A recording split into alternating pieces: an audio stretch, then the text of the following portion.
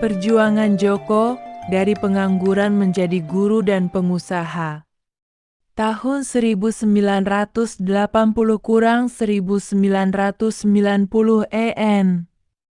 Matahari pagi di Surabaya tahun 1980 bersinar terik, menyambut langkah kaki seorang pemuda bernama Joko. Wajahnya tampak berseri-seri penuh harap, karena hari itu ia resmi menyandang status sebagai lulusan SMK jurusan listrik. Di tangannya, ijazah itu terasa begitu berat dan berharga. Selama bertahun-tahun duduk di bangku sekolah, Joko selalu berangan-angan ingin cepat-cepat lulus. Ia membayangkan begitu kertas kelulusan itu dipegang, pintu-pintu pekerjaan akan terbuka lebar, dan masa depan cerah sudah menanti di depan mata. Namun, realita kehidupan ternyata jauh berbeda dengan angan-angan. Kenyataan pahit mulai terasa ketika Joko mulai berkeliling mengirimkan surat lamaran kerja. Ia mengira keahliannya di bidang kelistrikan akan langsung dicari oleh perusahaan-perusahaan besar. Ternyata harapan itu pupus seketika. Hampir setiap perusahaan yang ia datangi memiliki satu syarat mutlak yang sulit dipenuhi oleh seorang lulusan baru. Diutamakan yang sudah berpengalaman. Joko merasa bingung dan tertampar kenyataan. Bagaimana mungkin ia bisa mendapatkan pengalaman jika tidak ada yang mau memberi kesempatan bekerja? Ia melamar ke sana kemari, dari pabrik hingga kantor dinas. Namun jawabannya selalu sama, ditolak atau tidak ada kabar. Rasa frustrasi mulai menghantuinya. Hari demi hari berlalu, Joko masih saja menjadi pengangguran. Ia sadar, ia tidak bisa terus-menerus bergantung pada orang tua. Ia butuh bekerja, apapun itu, asalkan halal dan bisa memberikan pengalaman. Kerja keras di pabrik sepatu, pengalaman pertama. Di tengah keputusasaannya, takdir mempertemukannya dengan seorang teman yang bekerja di sebuah pabrik sepatu wanita. Mendengar cerita Joko yang sedang kesulitan mencari kerja, temannya itu menawarkan bantuan. "Jo, kalau kamu benar-benar butuh pengalaman dan uang, ikut aku saja dulu di pabrik. Kerjanya memang berat dan bukan bidangmu, tapi setidaknya ada aktivitas dan penghasilan," kata temannya. Tanpa pikir panjang, Joko menyetujuinya.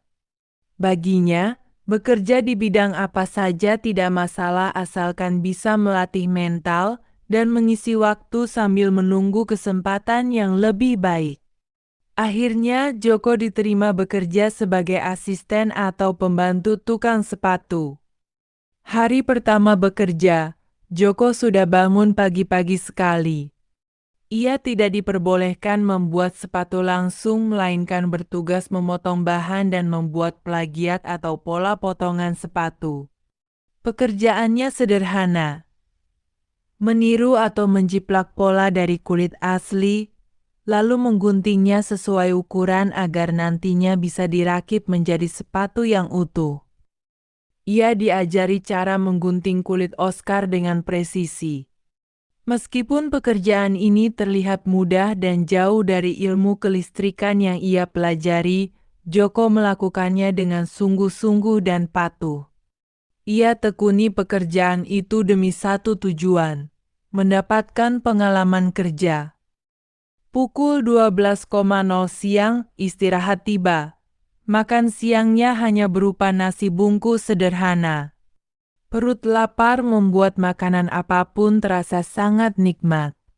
Joko menyantapnya dengan lahap, bersyukur masih bisa makan.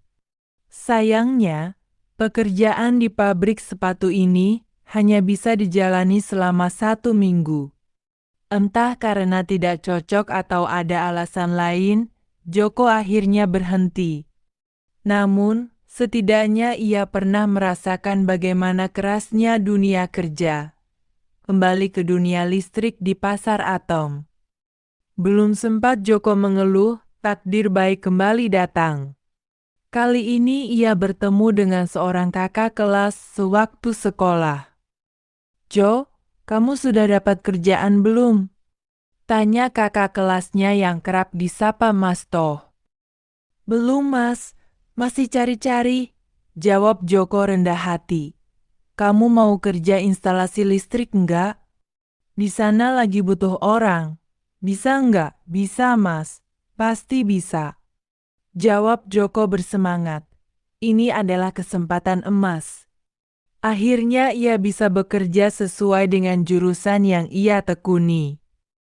Keesokan harinya, Joko diajak bekerja di lokasi pembangunan atau renovasi Pasar Atom, Surabaya. Saat itu banyak kios atau stan yang belum terpasang aliran listrik. Tugas mereka adalah memasang instalasi dari awal. Joko sangat bahagia. Tangannya yang terbiasa memegang obeng dan tang empir kembali bekerja. Ia diajari cara memecah tembok, memasang pipa kabel, hingga merangkai sambungan listrik. Ilmu yang didapat di sekolah kini terpakai di lapangan. Pekerjaan ini terasa ringan, karena memang sudah menjadi passion-nya. Waktu bekerja terasa begitu cepat. Tak terasa jam sudah menunjukkan pukul 12 siang. Waktu istirahat pun tiba. Mas Toh mengajaknya makan di sebuah warung kecil dekat lokasi proyek. Makanan sederhana di warung itu terasa sangat lezat karena dimakan bersama rekan kerja dengan suasana kekeluargaan. Sampai sekarang pun Joko masih mengingat kebaikan Mas Toh dan berdoa semoga kakak kelasnya itu selalu sehat dan berkah. Kontrak kerja di Pasar Atom berjalan selama beberapa bulan. Namun, ketika proyek selesai dan kontrak habis, Joko harus kembali mencari pekerjaan lain. Tim pindah keluar kota, dan Joko tidak diajak karena tenaga kerja sudah tidak diperlukan lagi. Sekali lagi, ia kembali menjadi pengangguran. Mencari harapan di taman remaja dan Depnaker. Joko tidak menyerah. Ia kembali menyebarkan puluhan surat lamaran kemana-mana. Nasib seolah sedang mengujinya. Hingga suatu saat, ia kembali diajak temannya melamar kerja di sebuah tempat hiburan malam bernama Taman Remaja. Beruntung, lamarannya diterima. Joko bekerja sebagai teknisi listrik di sana. Jam kerjanya pun unik, mulai pukul 2:30 sore hingga pukul 11 malam. Gajinya cukup untuk makan, namun Joko masih terus berambisi mencari pekerjaan yang lebih mapan dan memiliki jenjang karir yang jelas. Sambil bekerja, ia tetap aktif mengirimkan lamaran. Kesadaran akan pentingnya skill yang bersertifikat membuat Joko mendaftarkan diri ke Departemen Tenaga Kerja. Nama tercatat, dan setiap bulan ia rutin melapor jika ada lowongan. Berkat ketekunannya itu, akhirnya nama Joko terpanggil. Ia mendapatkan kesempatan mengikuti program pelatihan keterampilan gratis dari pemerintah di BLKI Singosari. Program ini berlangsung selama 3 bulan penuh. Sistemnya asrama atau mes, di mana peserta tidak boleh pulang ke rumah agar bisa fokus belajar. Ini adalah momen yang sangat berharga bagi Joko. Pemerintah saat itu memang gencar mencetak tenaga kerja mandiri bagi pemuda yang belum memiliki pengalaman.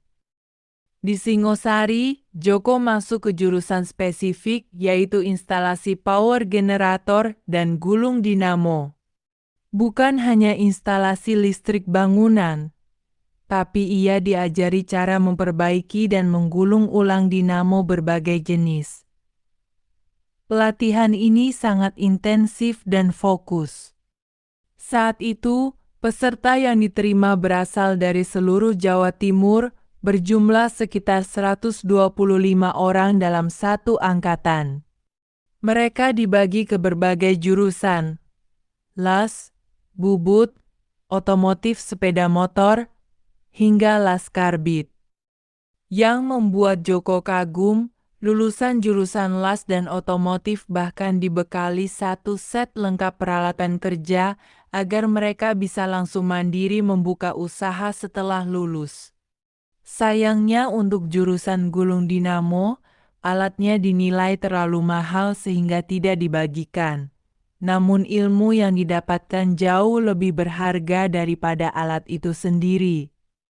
Selama 3 bulan itu, Joko belajar sungguh-sungguh. Ia menjadi sangat mahir dalam teknik menggulung dinamo kipas angin, dinamo pompa air, hingga dinamo industri. Ilmu ini menjadi modal utama yang mengubah hidupnya. Meniti karir di BUMN dan pendidikan tinggi. Setelah lulus dari pelatihan Singosari, Joko merasa lebih percaya diri. Ia mencoba membuka usaha kecil-kecilan di rumah, menerima jasa gulung dinamo dan servis alat-alat listrik. Orderan mulai datang, dan ia bisa mandiri. Kemudian melalui jalur Depnaker lagi, Joko sempat didaftarkan untuk bekerja di Pupuk Kaltim. Namun sayang, karena lokasinya sangat jauh dan orang tua tidak mengizinkan, akhirnya kesempatan itu dilewatkan. Tak lama kemudian, ia mendapat panggilan kerja di perusahaan perkapalan BUMN di daerah Perak, Surabaya. Sayangnya, pekerjaan di sana tidak bertahan lama karena kondisi fisik Joko merasa tidak kuat dengan beban kerja yang terlalu berat, sehingga ia mengundurkan diri. Kesempatan terbaik datang ketika ia diterima bekerja di PN Metrika, salah satu perusahaan BUMN bidang kelistrikan. Akhirnya Joko bisa bekerja sesuai passion-nya. Namun, takdir berkata lain. Perusahaan ini hanya bisa dijalani sekitar 1 tahun karena mengalami kebangkrutan dan gulung tikar. Joko kembali harus berpikir keras. Di tengah kesibukan mencari nafkah, semangat belajar Joko tidak padam. Sebelum PN Metrika bangkrut, ia sempat mendaftarkan diri untuk kuliah di jurusan teknik industri di salah satu perguruan tinggi swasta di Surabaya. Dengan tekad baja, sambil bekerja dan berusaha, Joko menempuh pendidikan tinggi. Butuh waktu sekitar 4 tahun perjuangan dan akhirnya pada suatu hari, Joko resmi diwisuda sebagai sarjana teknik industri. Pencapaian ini luar biasa bagi seorang pemuda yang dulu sempat putus asa karena sulit dapat kerja. Beralih profesi, menjadi guru dan pengusaha. Anehnya, setelah lulus menjadi sarjana teknik, Joko justru tidak bekerja di kantor teknik atau pabrik besar. Seorang guru yang mengenal kemampuannya mengajak Joko untuk terjun ke dunia pendidikan. "Jo, daripada kerja di perusahaan, mending ikut mengajar. Anak-anak butuh orang yang paham teknik seperti kamu," ajak teman gurunya itu. Tawaran itu diterima. Joko akhirnya menjadi pengajar di bidang teknik elektronika untuk tingkat SMP dan SMA. Ia mengajarkan keterampilan tangan, merangkai alat, hingga teori elektronika. Joko sangat antusias. Ia tidak hanya mengajar teori, tapi juga praktik. Membuat pemancar radio sederhana, memperbaiki pesawat radio dan TV rusak, menjadi makanan sehari-harinya. Karena keahliannya yang mumpuni, tetangga dan teman-teman mulai membawa barang elektronik rusak ke rumah Joko. Mulai dari TV, radio, mesin cuci, hingga peralatan rumah tangga lainnya. Joko bisa memperbaiki semuanya.